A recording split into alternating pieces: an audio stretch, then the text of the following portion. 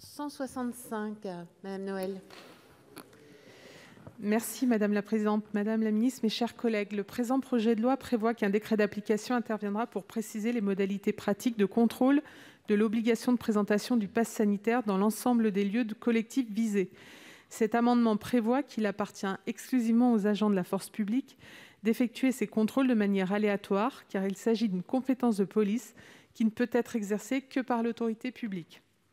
Il s'agit notamment d'éviter de transférer cette contrainte très complexe à mettre en œuvre en pratique sur des personnels privés non formés et non habilités, de faire porter la responsabilité de la non-vaccination sur les professionnels en lieu et place des individus directement responsables. Ceci, enfin, afin d'éviter d'exposer les professionnels à des risques de violence. Je vous rappelle que l'actualité récente nous a montré que pour un mécontentement sur une simple facture téléphonique, eh bien certains n'hésitent pas à sortir un couteau. Voilà l'objet de mon amendement. Je vous remercie. Merci. L'avis de la commission, monsieur le rapporteur. Notre collègue Sylviane Noël a beaucoup de suite dans les idées. Son amendement est extrêmement ingénieux pour vider de toute substance le pass sanitaire. C'est d'ailleurs son principal objet. Je la félicite de revenir par la fenêtre après avoir été retenue à la porte tout à l'heure quand on a discuté de la suppression des dispositions sur le pass sanitaire. Je voudrais lui faire valoir que les établissements pour lesquels le pass sanitaire sera demandé sont très nombreux et qu'il est absolument certain que le pass sanitaire donc ne sera jamais contrôlé si seuls les représentants de la gendarmerie et de la police peuvent le faire.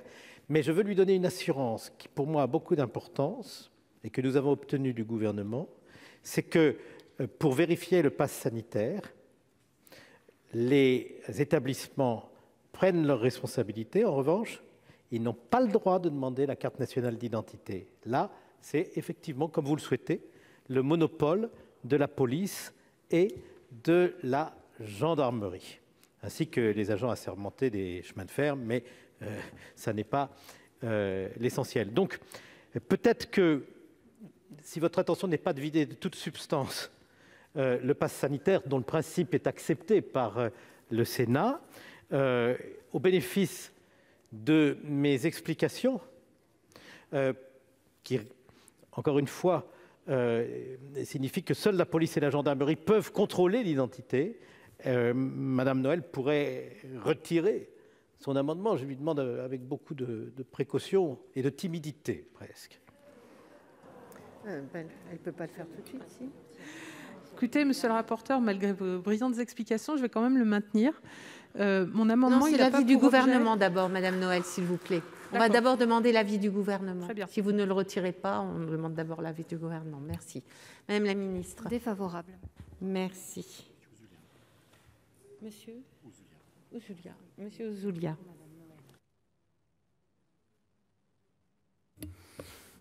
Merci Madame la Présidente, Madame la Ministre. Je pense qu'on est au cœur du sujet. Chers collègues, Madame la sénatrice Noël, je crois que vous et nous ici, nous défendons la République. C'est quelque chose de fondamental et je pense que dans cet hémicycle, il est essentiel que de temps en temps, à gauche et à droite, on se retrouve sur des principes qui sont des principes fondamentaux. Et ce que vous défendez par votre amendement, c'est quelque chose de fondamental. Je le répète, parce que c'est dans votre objet, ce que vous refusez, c'est de transférer la contrainte sur des personnels privés, non formés et non habilités. C'est l'essence de la République. Et je voterai cet amendement et je suis très heureux, Madame la sénatrice, que nous nous retrouvions ici sur des principes qui font la base de notre institution. Merci, Madame la sénatrice. Merci. Madame Noël. Madame Noël. Donc je maintiendrai cet amendement qui n'a pas pour objet de vider de sa substance le pass sanitaire, même si j'aimerais bien, mais j'ai bien compris que le Sénat ne me suivrait pas. Non, c'est simplement vraiment pour préserver les professionnels de toute forme de violence, parce qu'on sait que ça va générer des tensions à l'entrée des établissements pour ceux qui ne pourront pas accéder à ces établissements. Et à mon sens, il n'est pas de la responsabilité des professionnels d'assumer cette mission. ça ne leur incombe pas. On ne demande pas à une société d'autoroute de vérifier le permis de conduire de chaque automobiliste qui passe. Et bien là, pour moi, c'est exactement la même chose. Merci. Monsieur Folliot.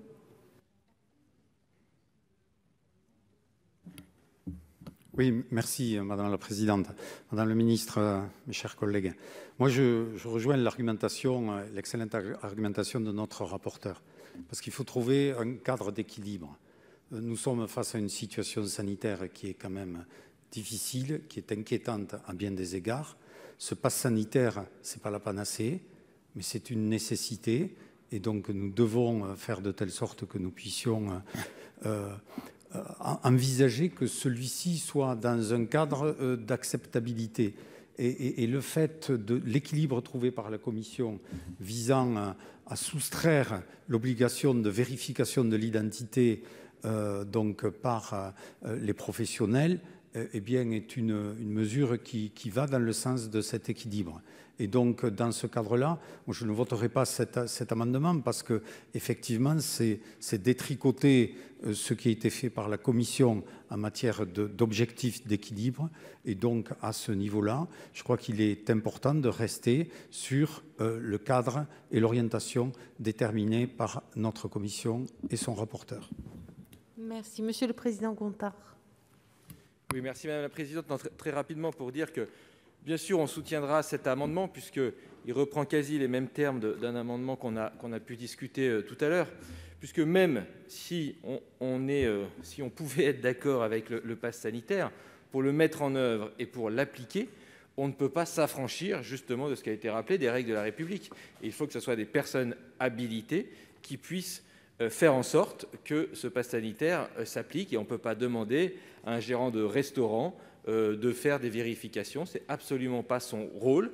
En plus, comme ça a été rappelé, il y a des risques, parce que c'est bien là la problématique de l'application de ce pass sanitaire, de comment ça va se passer à l'entrée des restaurants et d'autres activités. Et donc, on ne peut pas courir ce risque, et puis qu'on reste sur nos règles républicaines. On a des personnes qui sont assermentées pour ça. Il faut en rester là. Merci. Monsieur Hervé. Oui, merci Madame la Présidente, Madame la Ministre, mes chers collègues. Je l'avais déjà dit au mois de mai, je le redis ici, et je voterai évidemment l'amendement de ma collègue Sylviane Noël. Le contrôle du pass sanitaire, pour moi, à mes yeux, relève d'une prérogative de puissance publique. On m'a souvent objecté que non, pas du tout, l'entrée dans un casino, l'entrée dans une discothèque pouvait soumettre un contrôle de l'âge. Et d'ailleurs, dans les casinos, les personnels qui font un contrôle d'identité pour vérifier que vous n'êtes pas inscrit au fichier des personnes interdites de l'accès des salles de jeu ont un agrément préfectoral. Personnes privées jouissant d'un agrément préfectoral.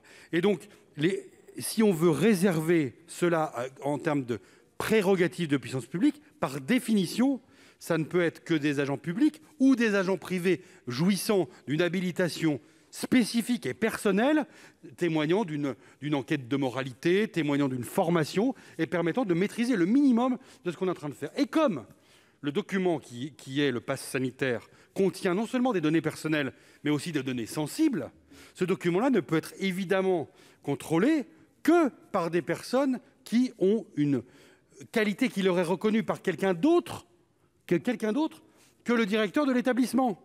Donc c'est forcément une prérogative qui est confiée par l'État pour un moment donné et pour un objectif donné. Et comme, grâce au gouvernement, on peut télécharger tous Anti-Covid Vérif sur le store de votre smartphone, Android, téléphone, iPhone, ce que vous voulez, vous pouvez, tout un chacun peut devenir le vérificateur de son prochain. Et donc, le risque de dérive, il est considérable. Donc, je l'ai dit, parfois je suis un peu têtu, mais je l'ai dit au mois de mai, je le réitère. Nous verrons bien ce que le Conseil constitutionnel en fera, mais dans la mesure où le contrôle du pass sanitaire est un contrôle désormais généralisé, qui va avoir lieu dans tout un tas, dans des dizaines de milliers d'établissements dans notre pays, je considère, comme ma collègue Sylviane Noël, et je la félicite de son amendement que je voterai, que ça ne peut être que des personnes pouvant exercer, au nom de l'État, des prérogatives de puissance publique. Merci. Madame de La Gontrie. Madame la Présidente, Je me demande si, pour la clarté du débat, il ne faudrait pas préciser les choses, mais le rapporteur pourra sûrement me dire si je suis dans l'erreur. Je pense que ce que vise notre collègue à l'instant, c'est la vérification du QR code. Ce n'est pas la vérification des papiers d'identité. On est bien d'accord.